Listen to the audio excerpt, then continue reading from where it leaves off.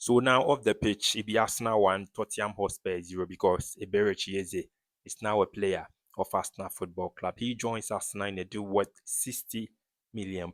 And if you're a Tottenham Hotspur fan, you will be disappointed.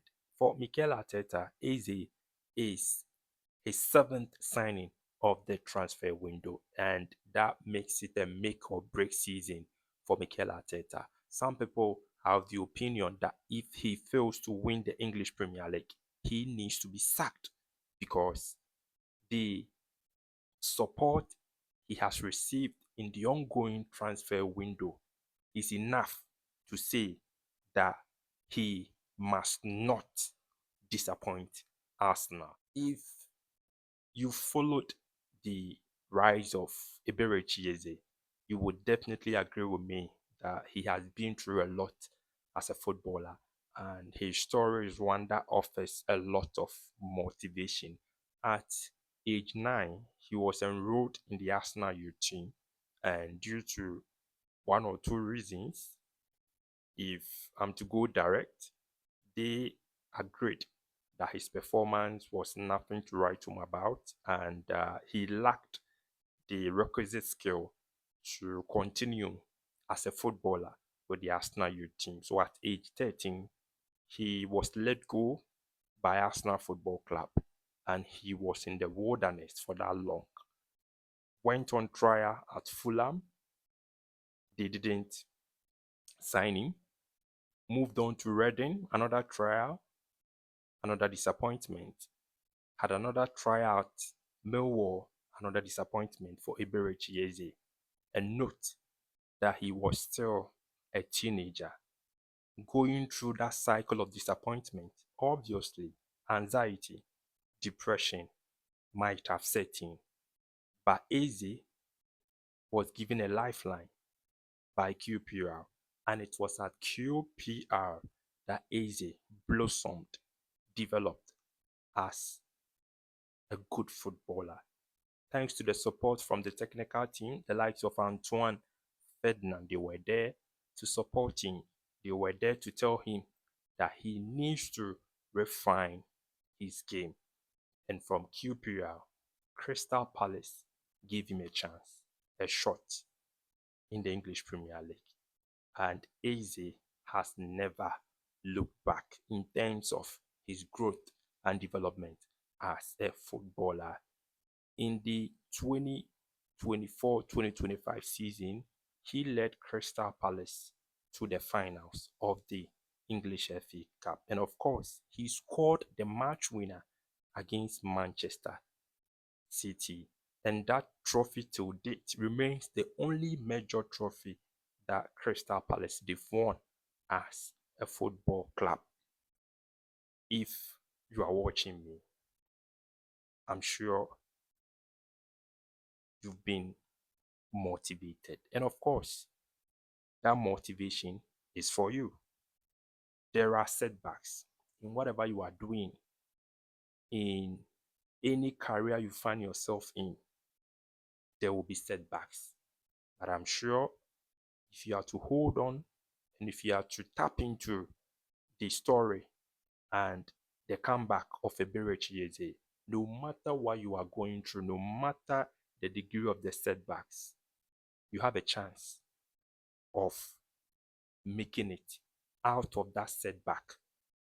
And that is why Arsenal, they had to dig deep and cough a whooping amount of £60 million to sign a player who technically wouldn't have cost Arsenal a penny. The only thing you need to do is to set up, work hard, sweat, and the end results will be smiles upon smiles. For Eze, what position is he likely to take in the Arsenal starting 11? Obviously, two positions, I guess. Either the number 10 position or the number 11 position. And if I'm to look at the number 10 position, then we have this direct competition between Eze and Martin Odegaard. And Odegaard is the captain of Arsenal. So taking Odegaard's position will be kind of difficult. If I'm to look at the number 11 position, we have Gabriel Martinelli.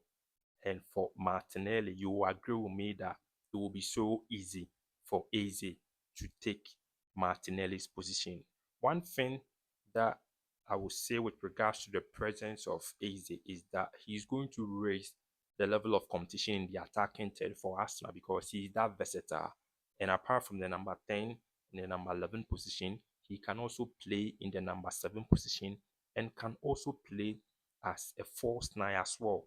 So if you are to ask me the best position he's likely to occupy in the Arsenal starting 11, just because Odegaard is the captain of Arsenal, though his performance in recent times has not been really okay, but just because he's the captain, I think Odegaard is likely to take his position or continue as the number 10 for Arsenal. But for Martinelli, I think that Eze can get rid of Martinelli or push him out of the starting 11. So I'll go for the number 11 position.